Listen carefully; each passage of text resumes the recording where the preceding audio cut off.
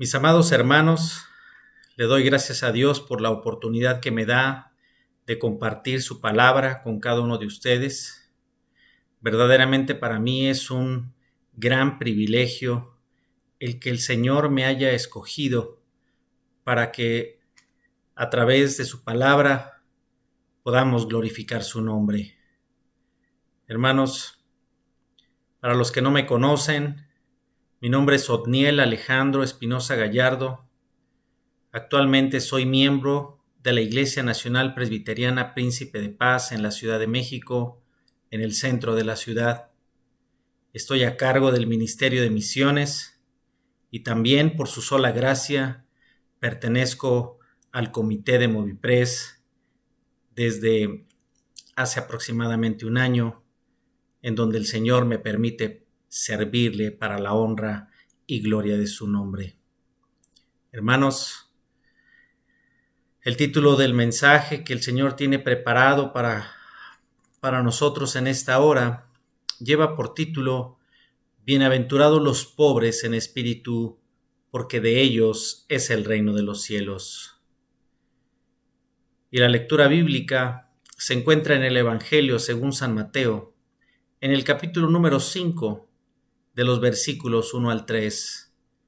Y la palabra del Señor dice: Viendo la multitud, subió al monte, y sentándose, vinieron a él sus discípulos, y abriendo su boca les enseñaba diciendo: Bienaventurados los pobres en espíritu, porque de ellos es el reino de los cielos. Hermanos, antes de continuar, quiero pedir la dirección de nuestro Dios para que Él sea el que hable a nuestros corazones a través de su santo y divino Espíritu. Oremos, hermanos. Amoroso Padre Celestial, Dios de toda gracia y de misericordia, Señor, te agradecemos la oportunidad que nos das de acercarnos hasta el trono de tu gracia. Venimos con un solo deseo, Señor. Venimos con un solo propósito. Queremos escuchar tu voz. Padre, prepara nuestros corazones. Dispón de nuestro ser, Padre, para que podamos recibir tu mensaje, que podamos ser sensibles, Señor, a tu palabra, que podamos escuchar tu voz y que podamos, Señor, saber lo que tú quieres de cada uno de nosotros. Padre, te agradecemos estos momentos en la meditación en tu palabra. Y te pedimos, Señor, que solamente nosotros seamos instrumentos tuyos para que tu nombre sea glorificado. Te lo pedimos en el poderoso nombre de nuestro Señor y Salvador Jesucristo. Amén. Bien, hermanos, bienaventurados los pobres en espíritu, porque de ellos es el reino de los cielos. La palabra bienaventurado, hermanos, significa feliz, significa dichoso. Y en esta ocasión analizaremos el verdadero significado del concepto acerca de la pobreza espiritual.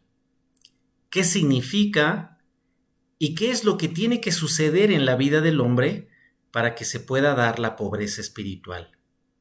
Y que sin duda es el único camino para entrar al reino de los cielos. El significado de esta bienaventuranza, hermanos, la estudiaremos a la luz de la parábola del Hijo Pródigo. Y les voy a pedir que busquen en sus Biblias, en el Evangelio según San Lucas, en el capítulo número 15, y vamos a dar lectura de los versículos 11 al 32. Si ustedes me lo permiten, voy a dar lectura a esta porción de la palabra de nuestro Señor, y ustedes, por favor, sigan con su vista esta lectura. Dice la palabra del Señor de la siguiente manera. También dijo: un hombre tenía 2 hijos, y el menor de ellos dijo a su padre: Padre, dame la parte de los bienes que me corresponde. Y les repartió los bienes. No muchos días después, juntándolo todo, el hijo menor se fue lejos a una provincia apartada y allí desperdició sus bienes, viviendo perdidamente. Y cuando todo lo hubo malgastado, vino una gran hambre en aquella provincia y comenzó a faltarle. Y fue y se arrimó a uno de los ciudadanos de aquella tierra, el cual le envió a su hacienda para que apacentase cerdos. Y deseaba llenar su vientre de las algarrobas que comían los cerdos, pero nadie le daba. Y volviendo en sí, dijo: ¿Cuántos jornaleros en casa de mi padre tienen abundancia de pan, y yo aquí perezco de hambre? Me levantaré e iré a mi padre, y le diré: Padre, he pecado contra el cielo y contra ti, ya no soy digno de ser llamado tu hijo, hazme como a uno de tus jornaleros. Y levantándose, vino a su padre, y cuando aún estaba lejos, lo vio su padre, y fue movido a misericordia, y corrió y se echó sobre su cuello, y le besó. Y el hijo le dijo: Padre, he pecado contra el cielo y contra ti, y ya no soy digno de ser llamado tu hijo. Pero el padre dijo a sus siervos: Sacad el mejor vestido y vestidle, y poned un anillo en su mano y calzado en sus pies, y traed el becerro gordo y matadlo, y comamos y hagamos fiesta, porque mi hijo muerto era y ha revivido, se había perdido y es hallado. Y comenzaron a regocijarse. Y su hijo mayor estaba en el campo, y cuando vino y llegó cerca de la casa, oyó la música y las danzas, y llamando a uno de los criados, le preguntó qué era aquello. Él le dijo: Tu hermano ha venido, y tu padre ha hecho matar el becerro gordo por haberle recibido bueno y sano. Entonces se enojó y no quería entrar. Salió por tanto su padre y le rogaba que entrase. Mas él, respondiendo, dijo al padre: He aquí, tantos años te sirvo, no habiéndote desobedecido jamás, y nunca me has dado ni un cabrito para gozarme con mis amigos. Pero cuando vino tu hijo, que ha consumido tus bienes con rameras, has hecho matar para él el becerro gordo. Él entonces le dijo: Hijo, tú siempre estás conmigo, y todas mis cosas son tuyas. Mas era necesario hacer fiesta y regocijarnos, porque tu hermano era muerto y ha revivido, se había perdido y es hallado. Que el Señor añada bendición a nuestras vidas a través de su santa palabra. Hermanos, como podemos ver en esta historia, el hijo ya no quería vivir bajo la autoridad de su padre. El hijo, en el fondo de su corazón, creía que podía vivir mejor bajo sus propios lineamientos y sus propias leyes y completamente alejado de su padre. Y así es el hombre, hermanos. El hombre cree encontrar la verdadera felicidad lejos de su Padre Celestial. Porque una de las naturalezas que nos caracterizan a los hombres es que no queremos que nos digan cómo nos tenemos que comportar y menos que nos prohíban las cosas. En el fondo del corazón del hombre quiere vivir en el libertinaje, sin límites. Y esto, hermanos, no es otra cosa que la depravación total del hombre. El hombre también, por naturaleza, cree merecer todas las cosas. Inclusive, como lo vimos en la parábola del hijo pródigo, reclama los bienes que le corresponden. Esa herencia, él creía que ya se la había ganado. Creía que era algo que él merecía, que era un premio que era para él. Pero vamos a ver cómo a lo largo de esta parábola vemos la condición real del hombre. Esta parábola del hijo pródigo nos muestra la naturaleza del hombre. Esta primera bienaventuranza, hermanos, es la primera que enuncia nuestro Señor Jesús, porque es el primer paso para entrar al reino de los cielos. Este concepto acerca de la pobreza espiritual nos muestra, por un lado, la manera de entrar al reino de Dios y, por otro lado, el camino para encontrar la verdadera felicidad. Pero, ¿por qué decimos que es el primer paso? Bueno, porque fue la primera bienaventuranza que anunció nuestro Señor Jesucristo. Y vamos a ver de una manera muy clara, a través de la parábola del Hijo Pródigo, cuál es y cómo es la naturaleza del hombre. El hombre tiene todo cuando vive bajo la autoridad de su Padre. Y tenemos el ejemplo de Adán y Eva. Ellos, hermanos, no necesitaban absolutamente nada cuando vivían bajo el cuidado y el sostenimiento de nuestro Dios. Pero Dios había establecido leyes, había establecido reglas de cómo debían conducirse dentro del huerto. Sin embargo, el hombre, por naturaleza, no busca la gloria de Dios, sino que busca su propia gloria. En el fondo, ellos querían ser igual a Dios. Habían sido vilmente engañados por el enemigo. Satanás los había engañado y despertó en ellos la ambición y el deseo de buscar su propia gloria. Y el hombre busca su libertad, busca su propia libertad creyendo que él sabe cómo vivir su vida. Pero en el fondo, el hombre quiere vivir no en libertad, sino en el libertinaje. Porque a través de este libertinaje, él está buscando su propia gloria y no la gloria de Dios. El hombre también, por naturaleza, busca vivir fuera de la autoridad del Padre y vivir conforme a sus propios deseos y no conforme a los deseos de Dios. El hombre no lo sabe, pero Dios quiere lo mejor para nosotros.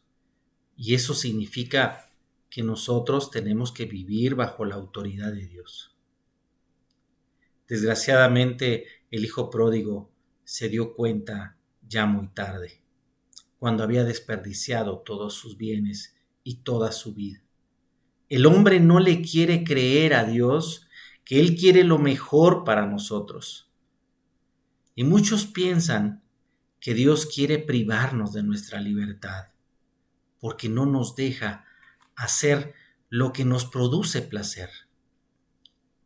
Y el hombre por naturaleza quiere vivir en ese libertinaje, tal y como le sucedió al hijo pródigo. Él ya no quería seguir viviendo bajo la autoridad de su padre. Él quería vivir su propia vida y bajo sus propios lineamientos. Y nos damos cuenta en la lectura de la palabra del Señor que seguramente había reglas dentro de la casa del padre, porque inclusive el hijo mayor le reclama que nunca lo dejó celebrar con sus amigos. El hijo pródigo pide la parte de la herencia que le corresponde, y así es el hombre en general. Creemos que nos merecemos todos, porque nos creemos buenos. En el fondo, creemos que nuestro pecado es inofensivo, que no le hace daño a nadie. Y nos escudamos en argumentos tontos, bajo el argumento que el hombre tiene derecho a ser feliz y disfrutar de la vida. Creemos que es un derecho el vivir como se nos dé la gana. Inclusive nuestra rebeldía no la vemos como una oposición a Dios, sino como un derecho que nos merecemos. El hombre tiene derecho a ser feliz y esa felicidad el mismo hombre la determina. Hermanos, El hijo pródigo creyó que era la manera más correcta de vivir la vida y lo único que encontró fue un resultado de miseria y de pobreza. El hijo reflexiona, pero esta reflexión viene de parte de Dios. El hijo vuelve los ojos a su padre y se acuerda qué hermoso era vivir al lado de su padre, porque lo tenía todo. Y ahora el hijo pródigo no tenía absolutamente nada. Podemos decir que estaba en bancarrota. Toda su riqueza la desperdició, la tiró. No tenía absolutamente nada y ahora estaba en una posición en donde él no podía reclamar absolutamente nada, ya no le podía exigir absolutamente nada a su padre. Ahora él dependía totalmente de la misericordia de su padre y reconoce que había pecado contra el cielo y también había pecado contra su padre. Pero lo más importante de esta reflexión, hermanos, es que él ya no era digno de ser llamado su hijo. El hijo ahora está consciente de que la única salida es que su padre lo salve. Que lo salve de esa condición miserable y de pobreza. Y depende totalmente de la misericordia y el perdón de su padre. Y estas palabras claves, hermanos, las encontramos en el versículo número 32, cuando dice, porque tu hermano era muerto y ha revivido. Estaba muerto en sus delitos y pecados. Esta frase de ha revivido quiere decir que había resucitado, que había pasado de muerte a vida. El hombre en esa condición de pecado, cuando está completamente hundido en su pecado, en la suciedad de su pecado, es como estar junto a esos cerdos en medio de ese muladar. Y Dios de ahí nos rescata. Pero es necesario que el hombre se declare en bancarrota espiritual, que deponga las armas, que está dispuesto a entregar sus armas porque ya no quiere pelear más contra su padre. Él ahora está dispuesto a vivir de manera voluntaria bajo la autoridad y el gobierno de su padre. Fíjense todo lo que tuvo que pasar el hijo para darse cuenta que lo mejor que él podía hacer es vivir bajo la autoridad de su padre, que su libertinaje lo único que lo condujo fue a la miseria, fue a la bancarrota, fue a encontrarse prácticamente miserable y pobre lejos de su padre. Y darse cuenta que él no tiene nada a cambio que ofrecer, más que solo arrepentimiento. Y que así como el hijo reconoció que ya no era digno de ser llamado su hijo, así ahora nosotros. Nosotros no nos sentimos dignos de ser sus hijos. Esa es la verdadera pobreza espiritual, cuando nosotros sabemos que no tenemos nada que ofrecer, que solamente dependemos de nuestro arrepentimiento y de la confesión de nuestro pecado, y que lo único que nos puede salvar es nuestro Padre Celestial. Y así sucede con el hijo pródigo. Inmediatamente que va con su padre, él confiesa su pecado, le dice que ya no es digno de ser llamado su hijo, que ahora lo único que merece es que sea tratado como uno de sus siervos, que él sabe que ya perdió el estatus de hijo. Sin embargo, el padre inmediatamente lo perdona. lo limpia de toda esa suciedad de su pecado y lo viste con nuevas ropas. Inclusive le pone un anillo en el dedo, y eso significa que le devuelve el estatus de hijo. Ese hijo era muerto y ha resucitado. Hermanos, así es como el hombre debe de reconocer su miseria, su pecado, su bancarrota, en donde él no puede ofrecer nada a cambio de su salvación.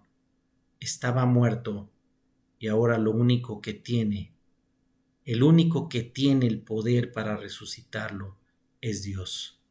Hermanos, ser pobre de espíritu es reconocer nuestra condición de pecado y de miseria. Que nosotros estamos muertos a causa de nuestro pecado. Que debemos de arrepentirnos de nuestra vana manera de vivir. Y Dios, en su inmenso amor y bondad, debido a su gran misericordia, nos perdona y nos limpia absolutamente de todos nuestros pecados. Y esa, hermanos, es la única forma que nosotros tenemos para poder entrar al reino de los cielos. Cuando el Señor enuncia esta bienaventuranza, también al mismo tiempo está haciendo una promesa. Y en esa promesa no está diciendo que el reino de Dios será para los pobres de espíritu. Él dice, bienaventurados los pobres de espíritu, porque de ellos es el reino de los cielos. Empezamos a gozar desde este momento el reino de los cielos. Y eso, hermanos, es la entrada a la salvación, a la vida eterna. Ser pobre de espíritu es reconocer verdaderamente nuestra condición de pecado y de miseria. Y que esa condición de pecado y de miseria nos hace prácticamente declararnos en bancarrota. Hermanos, esa es la enseñanza, ese es el mensaje que el Señor quiere de cada uno de nosotros. Necesitamos ser pobres de espíritu para poder entrar al reino de los cielos. Vamos a orar. Amoroso Padre Celestial, Señor, reconocemos delante de ti, Señor, que no somos dignos de ser llamados tus hijos, que, Señor, nuestro pecado nos ha conducido a tal miseria, a tal pobreza, Señor, que no tenemos nada que ofrecerte. Padre, nos declaramos en bancarrota. Señor, no tenemos absolutamente nada. Solamente dependemos de tu amor y de tu misericordia. Padre, confesamos nuestro pecado delante de ti. Sabemos que lo que merecemos es la muerte. Pero también, Señor, sabemos que a través del sacrificio de nuestro Señor Jesucristo y solamente a través de Él es que podemos encontrar el perdón de nuestros pecados. Padre, haznos sensibles a tu voz. Haznos sensibles, Señor, a tu palabra y muéstranos, Señor, lo que tú quieres de cada uno de nosotros. Ayúdanos a reconocer, Señor, nuestro pecado y nuestra miseria delante de ti. No nos permitas actuar con soberbia, Señor, creyendo que todo lo merecemos. Padre, somos indignos de ser llamados tus hijos, pero en tu soberanía, en tu sola gracia, Señor, nos reconoces y nos adoptas como tus hijos, nos perdonas de nuestro pecado, nos rescatas, Señor, de esa suciedad de pecado y nos limpias, Señor, y nos presentas delante de tu Padre. Señor, gracias. Gracias, Señor, porque esto es lo que necesitamos, Señor, para poder entrar al reino de los cielos. Te lo pedimos en el precioso nombre de nuestro Señor y Salvador Jesucristo, a quien le debemos toda la honra y toda la gloria por los siglos de los siglos. Amén. Que el Señor les bendiga, mis amados hermanos.